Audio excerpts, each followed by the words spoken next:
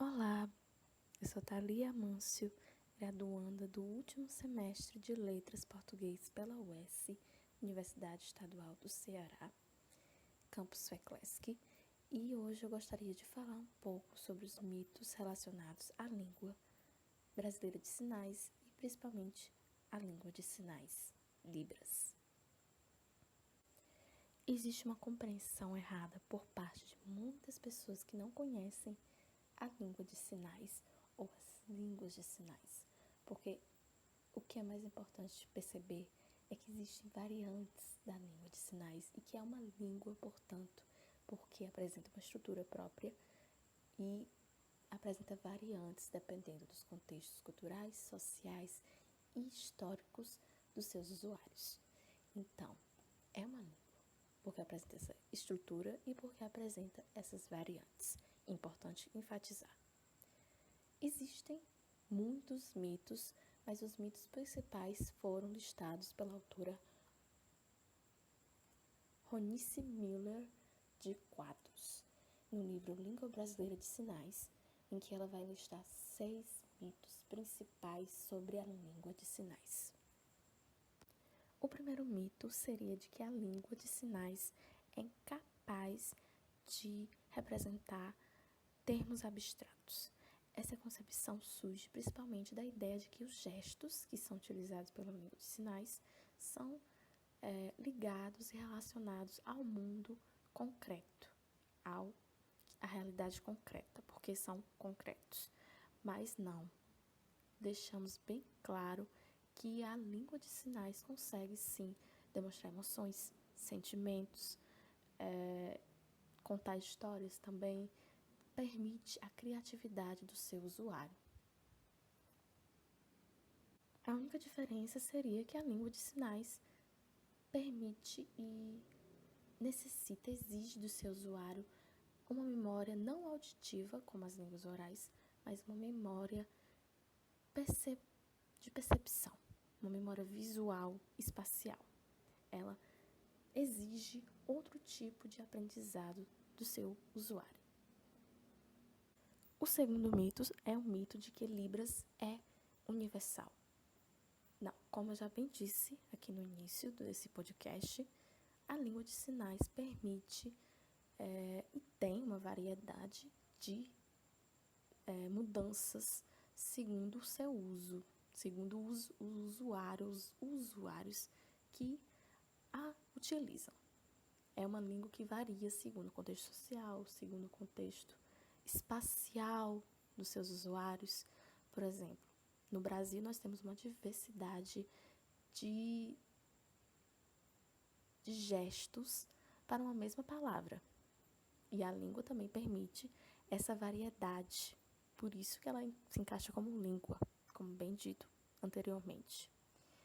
Ela permite essa variedade e permite que o usuário se aproprie dela e também a recrie a partir da sua realidade. Mas, claro, não é algo espontâneo, que é um mito que nós iremos falar mais à frente, que é o mito 5. Por enquanto, vamos para o mito 3, que é outra concepção de que a língua de sinais é inferior, não seria uma língua. Já começamos aí o problema. É uma língua, sim, porque apresenta uma estrutura própria, apresenta essa variedade, essas variantes no mesmo país. No Brasil, por exemplo, tem várias variantes de uma mesma palavra. E apresenta a estrutura. Não é algo subordinado às línguas orais, até porque a nossa língua de sinais segue a língua francesa, a língua de sinais francesa, porque tem uma inspiração, uma influência na língua de sinais francesa, principalmente desde quando foi importada para cá, para o nosso país, desde Dom Pedro II. E mais uma coisa sobre não ser subordinada. A língua de sinais brasileira não é subordinada à língua portuguesa, até porque temos um exemplo de Portugal. Em Portugal, a influência foi da língua inglesa, ao contrário daqui, que foi da língua francesa, pela importação, como eu já falei realizada por Dom Pedro II, com a escola e com toda a educação que ele tentou adaptar para os surdos, e principalmente pensando no seu neto. Bem, exatamente por isso, a língua de sinais brasileira não é subordinada à língua oral portuguesa ou ao português, que é uma língua oral. Muitos desses mitos acontecem por conta da ignorância e da falta de compreensão das pessoas sobre a língua de sinais ou sobre as línguas de sinais que mudam de acordo com seus países. As pessoas não compreendem que a língua de sinais apresenta uma estrutura complexa. É difícil de aprender também porque se trata de uma língua, mas principalmente não compreendem por ela ter essa complexidade estrutural e por ela ter um formato diferente das línguas orais. Elas, no caso, as línguas de sinais, exigem do usuário que preste atenção no visual e no espaço ao redor, nos gestos manuais, na formação de palavras a partir dos gestos manuais e a partir do corpo, das expressões faciais, no manuseio das mãos, dos gestos. Exige mais um foco na maneira que a pessoa age e na maneira que o usuário, nesse caso, faz os gestos. Os gestos que representam as palavras e criam palavras também. Mito 4. Libras é um sistema de comunicação superficial. Outra ideia errônea, como já comentei durante esse podcast. Não é superficial, permite ter uma criação, permite que o usuário tenha uma criatividade, embora tenha suas diferenças e suas particularidades. É só isso. Apresenta particularidades e peculiaridades próprias, como eu já comentei, dos gestos manuais e das expressões faciais e pelo uso do corpo em si e de como a pessoa age usando o seu corpo e seu espaço. Somente isso de diferente, mas as pessoas não compreendem. Não é, queridos? Bem, mito 5. Vocês podem perceber que todos os mitos estão muito ligados, estão muito relacionados aqui. Como no mito 5, que eu já falei, que diz que é derivado da espontaneidade. Não é derivado da espontaneidade. Apresenta um sistema estrutural, linguístico e de análise também. E apresenta suas variantes.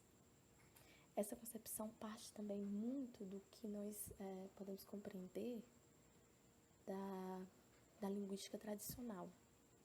Já ouvi muitos linguistas falando, em especial, não vou falar aqui antiético, mas falando que a língua de sinais não era uma língua, porque não tinha e não demandava do seu usuário a fala, ou no caso, o sistema fonológico.